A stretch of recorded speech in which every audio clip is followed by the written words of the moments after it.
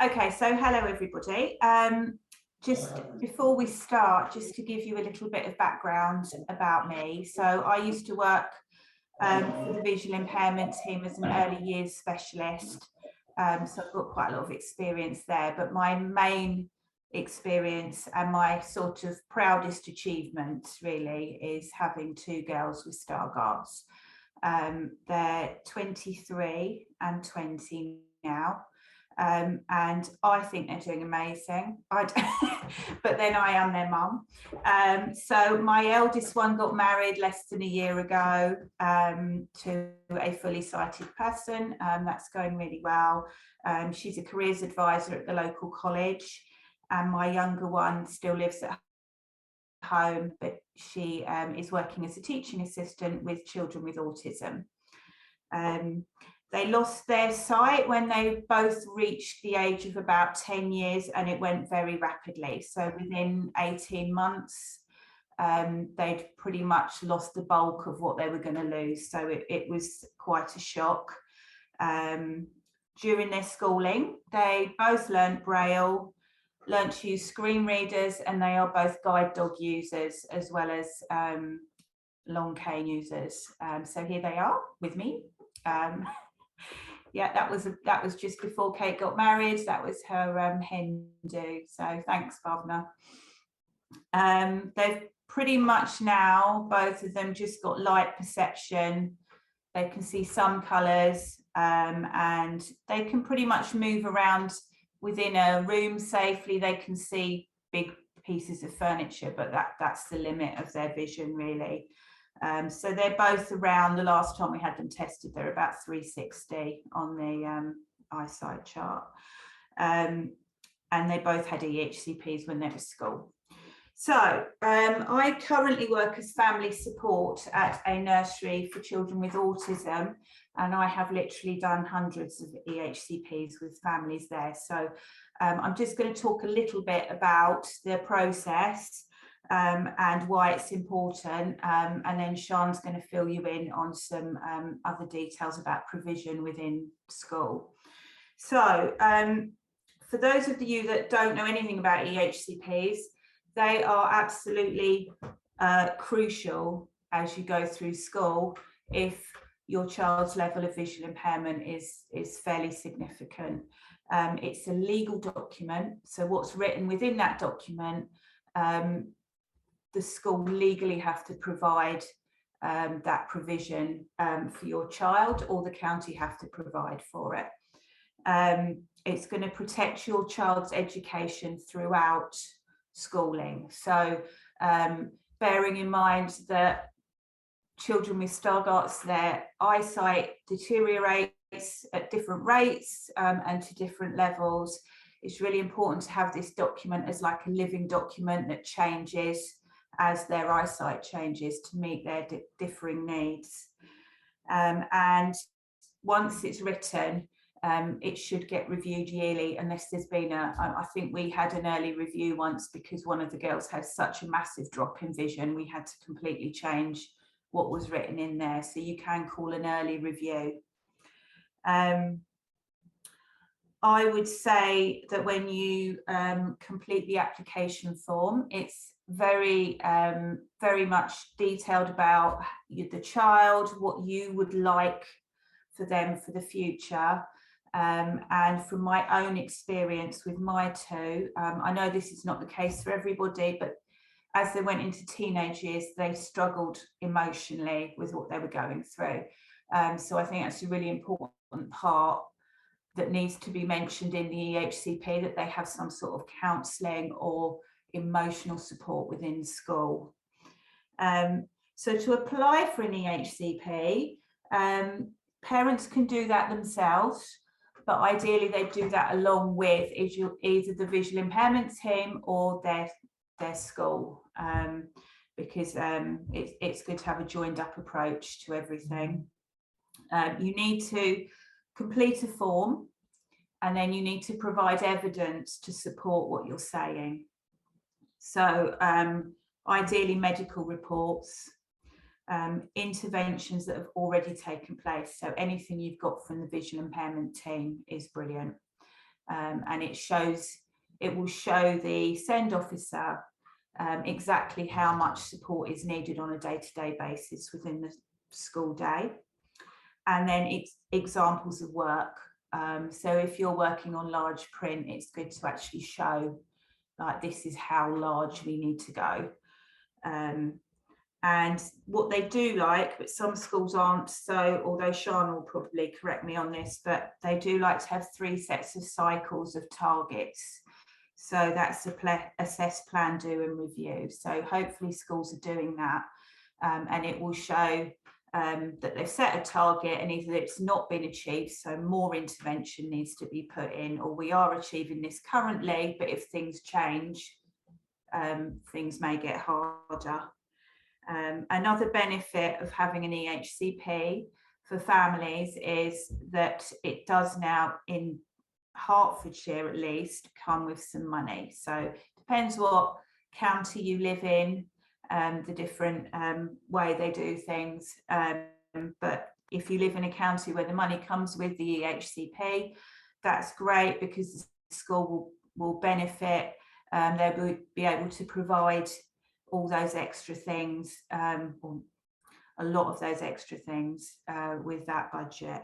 So there's a timeline which legally they have to adhere to. So if you could put the timeline up, Bhavna.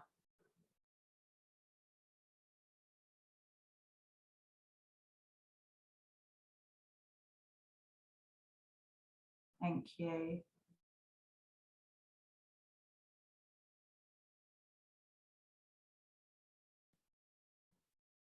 Ah, brilliant. Thank you. So, is that okay? Can you see that? Yeah, I can just about see it. Do I need to we're nearly there. Is that all right? Yeah. Oh, that's even better. Perfect. Yeah. Okay, so there is a legal timeline for this. As you can see, it's quite a long process. But it doesn't need to be stressful. You can read all sorts of things on Facebook and all over the place, and it's a super stressful experience, but it doesn't need to be. And I think particularly when you've got a QTVI working with you, they take a lot of the load, or my one did anyway, take a lot of the load off of parents in terms of the anxiety levels and what needs to be provided. So initially you make the request, and then once the request has been received, county have 6 weeks to decide whether they're going to go forward or not. So at this point they can decide no, this child hasn't got enough need to warrant an EHCP, but hopefully they will say yes, and then you'll go on to the next stage. So once you've had that response, they will then write to relevant professionals that have been involved with your child and ask for quite a detailed report from each professional. And usually they will also ask an educational psychologist to come out and visit your child. They'll have a discussion with you as parents as well, and they will also write a report. Those reports then all get submitted back to a SEND officer, who compiles all that information into a draft EHCP. Quite often the drafts aren't quite what you're looking for, and they need some adjustment and tweaking. So they've got 16 weeks to complete everything and to compile a draft. At that point, they will offer you, hopefully, a meeting to discuss the draft. And I always found these meetings really important, because the people writing these reports, brilliant as they are not particularly specialists in vision impairment. With the best will in the world, it's really hard to write a detailed report about a child with a visual impairment if you've got no experience of visual impairment. So this is your chance to go through the document paragraph by paragraph and tweak things that you think, actually, no, we need more of that, or no, that's not going to work. And then at the end of that, hopefully you will receive a plan that you're happy with, and that becomes your plan. And that plan goes with your child to every setting that they attend, right through to university, if that's how far they're going to go. And as I said before, this can be reviewed every 12 months or sooner if something dramatic happens and a big change needs to be added. So I think EHCPs are pretty crucial. Particularly my children had lost a huge amount of vision when we applied for EHCP. So for us, it was like a lifeline. I felt like we had a document that the school would work through, with the agreement of the vision impairment teacher and with me. And on the whole, things went really, really well. So I would always advise, if your child's lost a significant amount of vision, do go ahead and talk to your school about an EHCP. So that's pretty much me for now, but I'll come back if we've got any questions at the end. Thank you, Gabby. That's really useful. Shall I go on to you, Sean? Yeah, hi. Yeah, I'll see if I can try and do this. So remove the spotlight. I'm trying to see if I do that. I'm trying to think. Put the spotlight on you.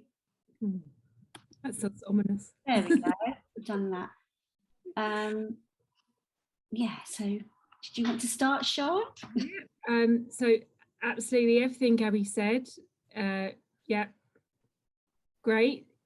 Perfect. Yeah. One thing I'll say is to get an assessment for an EHCP, you only have to be suspected of having a special educational need or a disability. If your child has been diagnosed with Stargardt's, they meet that criteria. So nobody should be fobbing you off at that point. You should at least get to an assessment. And yes, I mean, the chances are that many children with Stargardt's are going to need EHCPs. That's not to say that every student is going to need an EHCP, or that you can't access support without an EHCP. You should still be able to get a QTVI. In Hertfordshire, our equipment isn't related to EHCPs, so I have lots of students who don't have EHCPs, but we will provide specialist equipment for them. So it's different in different areas, so it's well worth finding out what can you get without the EHCP, what support is provided, and the school should provide a certain level of support. There's this magic £6,000 that they have for every SEN. It's called a notional £6,000, and I think notional is the right word, because I think if you talk to the schools about them, they go, where is this £6,000 for every SEN student? But that's what they kind of talk about. But that shouldn't affect anything, even if they are putting in additional support. If they are struggling to meet the needs of your child, then an EHCP would probably be the next step. But yeah, so I want to talk a little bit about what goes in an EHCP. Gabby's really helpfully kind of talked about the process, but really, what is it? What's it going to say in there? What are the important parts in there? How is it going to actually help your young person? So I don't know, Bhavna, if you can share my slides, if that would be okay.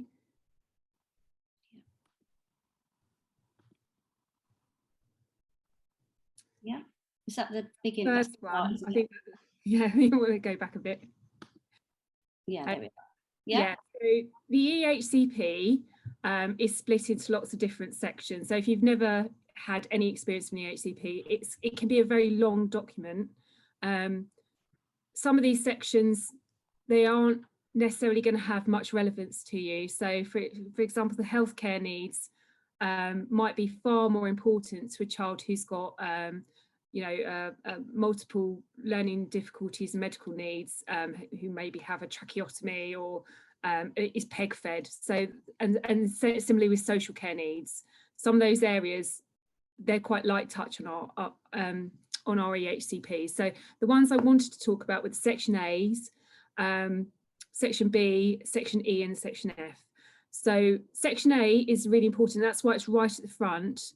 And that's because it's really about your journey with your with your child. So that really is the part that is written for you, written by you, for you. It's where you can tell your story. It's where your child, if they're old enough, can write down how they feel about education, what their aspirations are. So and you'll be asked to update that every year. And the reason it's at the front is because unlike the old statements, which we had back about 7 years ago, which were very much quite clinical, the EHCP is a document that's co-produced. So it reflects the feelings and the wants and the needs of the young people, their families, as well as education. It's not something that's being done to you.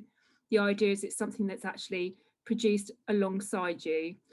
So yeah, so Section A is the bit, and they'll take a lot when you get initial EHCP, they'll take a lot from what you've written in your reports when you've applied. So they'll, the SEND officers quite often will take from there. Section B, which I'll go on and talk about in a little bit, is about the actual special educational needs. And again, this is important as well when you're applying, to think, how does my child's vision affect them holistically? So Gabby talked about the social and emotional side of having a progressive condition. Where there might be some issues with speech and language, because actually they don't get any of the non-verbal cues. Independence, they can't do up zips or something, so there can be it can affect lots of different areas. I'll talk about those different areas in a minute. Section E is the outcomes. I find parents want to talk about the provision. What are they going to get? The thing is, the provision, which is put in Section F, is dictated by the outcomes. So what we really need to focus in, what are the outcomes? What do you want for your child? What do they want? What do they want to achieve? The outcomes they're called long-term outcomes, so they should really cover a period of time in school, so like a key stage. Although quite honestly, if they're young, it will maybe be a year, because that's a long time in a young person's life. But they should,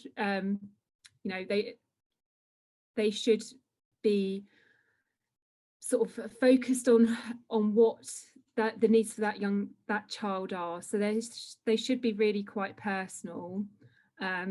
We're in a bit of a funny situation with vision impairment. We're unlike other conditions like autism, where a lot of the issues that our children face are around access. So they're not about changing that child or that person,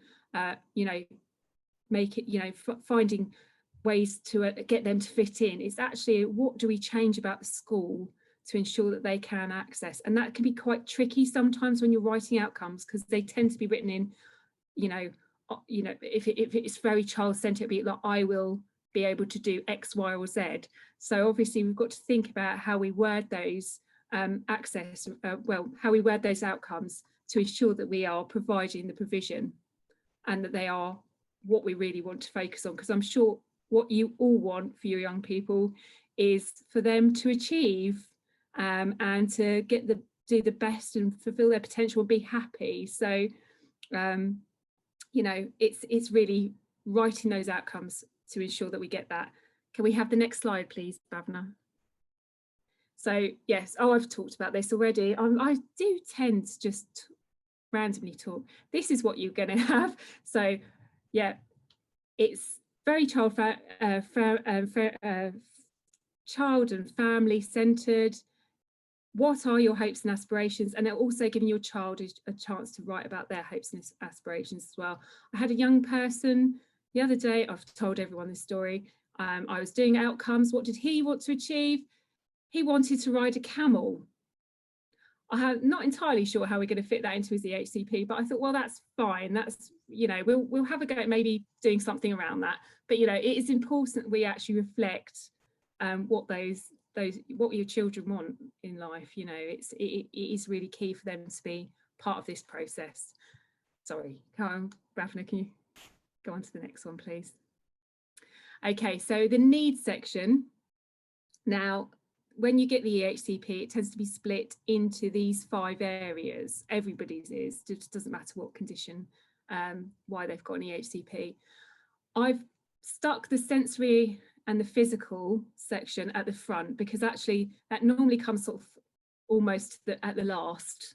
But I think for us, having it there and discussing what their vision is and what their needs are due to their vision, and the fact it's a progressive condition and it has to be you know, regularly assessed. They should be having regular functional vision assessments and monitored is really, really important. So when I'm writing a report for an EHCP, I will always put that part in at the front. Cognition and learning, that really relates to how does their vision impact their every day-to-day life. And it can be a bit of an emotional process. I don't know whether Gabby and Bhavna, you found this, because what you really need to do is you have to think about your children on their worst day. And sometimes that's really hard because actually for, you know, 90% of the time, they're getting on really well, you know, and you want to be positive. Maybe that's something you can put in the section A as how resilient they are, how good they are. But actually you've got to think about your young person on their worst day. So it might be the day where, you know, they're really struggling to concentrate. You know, it might be that they've had to get the cognition learning might include the access arrangements that they need for exams. It might also include the equipment that they need to use, the learning additional skills, like they need access to Braille. That might be something, and you can, again, you can put in there that that's something that might be coming up in the future. So it's important to kind of try and be as thorough as you can on these areas. Communication interaction, again, you might think, well, no, they're really good at communicating and interacting, but can they see their friends in the playground? Is that something that they're actually going to have find tricky later? You know, do they know to stop talking when the teacher has their hand up? Because if they can't see, then that might be something, and that might end up with them getting into trouble in class because actually they're not seeing those non-verbal cues that their friends are. So it's having that awareness of it. Now, hopefully you're not going to have to write all of this. Their QTVI and their teachers will be aware and they will be writing all this in. But I know, especially when sometimes when parents read it, they're like, oh my goodness, they get quite shocked about how much in depth and how much detail goes into these plans. But please remember, as professionals, I will always write about the worst day, because at the end of the day, that's what we need to do to ensure that we have the best provision for the children that we're working with. Yeah, similarly, social and emotional support, as Gabby mentioned, are they going to need counselling as they get older? Because it is a very, you know, it's a very challenging thing to deal with, a progressive condition. It's more so than if you've got a stable condition, because you've got to do all of that self-advocacy, talking to people about your vision, and then, you know, having the thought that, oh, your vision can change and you don't know when that's going to happen. You don't know how bad your vision is going to be, what change is going to how it's going to affect your life. So that's area of social and emotional area is probably quite a significant area for a lot of children, and that might not be when they're 7, because actually all they're thinking about is football. But it might be something that we start talking to young people about talking about their vision, having the vocabulary to talk to other people about their vision, because people ask questions. If they start using a cane, then that brings questions from you know, other people and peers. And again, especially when young people get towards teenage years, being different is just a huge issue for a lot of young people, and they don't want to look that different. So actually dealing with that and identifying it as a need is pretty key. So even if it's not a need at the moment, recognizing that it might be a need in the future is quite important.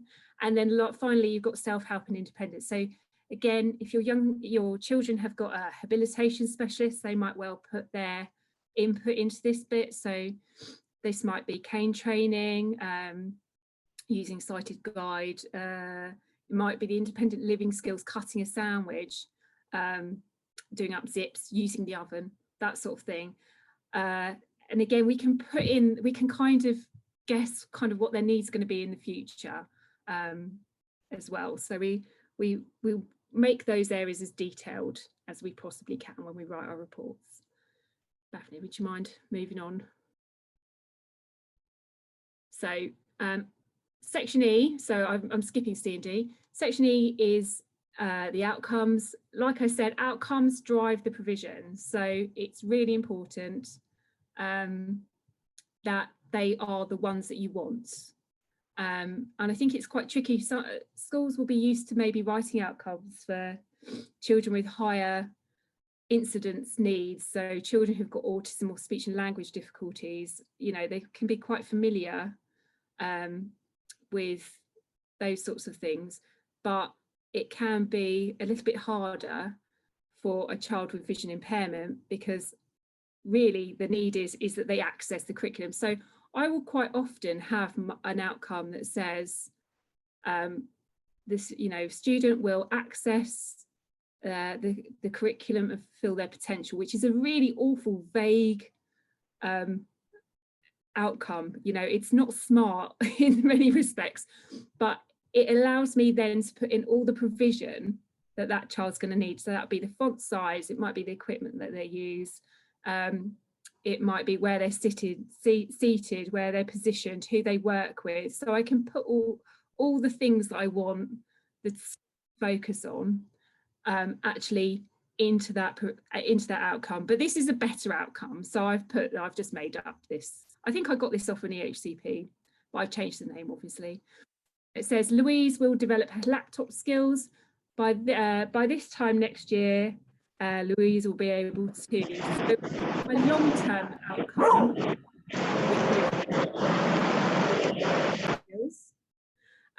But I've also kind of broken that down to what I want her to do this year. So I've given her 3 bullet points. So that's what outcomes should kind of look like. Some local authorities will have them a little bit broader, and they might put the short-term outcomes in a separate document, but you should have them, they should be quite smart. So it should say what time, when's this going to happen by, but do expect them to last over a key stage, because that's what the code of practice states that it should do. But obviously, to make them workable, we want to know exactly what we're going to focus on. Okay, can you move on for me, Bhavna, please? And then linked to the outcomes is the provision. So the key thing about provision is it should be really clear who's responsible, how often something's happening, and that, yeah, those are the key things really. So yeah, so we've got daily opportunities for touch typing practice. So who's going to be responsible for that? Well, the teacher is going to ensure there's time, but the LSA is going to implement it. It really, you'll find the class teacher is going to be responsible for most things, and that's right. Okay, that teacher needs to be responsible for your child. Yeah, you don't want somebody else taking responsibility, because at the end of the day, it's the teacher who's teaching. So certainly a QTVI is going to come in and do some training. Yes, the QTVI is going to be involved. QTVI might be doing weekly lessons, but that QTVI does not need to be responsible for your child's learning. Okay, it gets a bit dangerous if the teacher kind of is kept away from the child with a EHCP, and they're kind of dealt with by the teaching assistant and the SENCO and other specialists. You know, we want our young people to be part of their class, and for that to happen, the class teacher really should be taking responsibility for them. Yeah, so I'm not going to read all of those ones out, but you can kind of see that they're broken down into exactly what we want them to do, when we want them to do them, and who's going to take responsibility for them. And I think, is that it? Are those on my slides, Bhavna? Yeah, they are. So yeah, so there, I mean, as I said, there are times when an EHCP is really important. There are times when an EHCP might not be so necessary. It is really whether that is your child making, well, is your child's need, are your child's needs being met? That's the thing. And it's it can get quite tricky around this. Some areas, I can really only speak for Hertfordshire, and I think generally Hertfordshire are pretty good at providing EHCPs where they need them. And we're also pretty good at providing the equipment and the support that's required, even if a child doesn't have an EHCP. I know other areas have different ways of working. So if you need to have an EHCP to get equipment, which would seem quite foolish to me, you know, then that might be a reason to get an EHCP. You should always be able to get QTVI support if your child has got a diagnosed vision impairment. So that's I think statutory with or without an EHCP. But yeah, it's really about them fulfilling their potential. Again, it's not the same as other conditions. You know, a child with a vision impairment can bumble along and do quite well, even if all of their needs aren't being met, but they might be struggling to actually fulfill their potential, but they're still kind of, you know, doing pretty well. So we'll keep it going. So again, that might be where you need to flag and say, hang on a minute, you know, I think they do even better if they had a little bit more support, maybe a bit of extra teaching for maths, because they're finding those diagrams really tricky. It'd be really good. You know, I think they might need to learn to touch type and things like that. Again, you don't necessarily need an EHCP to get that provision put in place, but you also don't need to be epically failing to get an EHCP. So I think that's me, Bhavna. Is that all right? You're on mute. Yeah, no, that's brilliant. Thank you so much, both of you, Gabby and Sian, for your sort of thorough overview of the EHCP. I'm going to stop the recording now.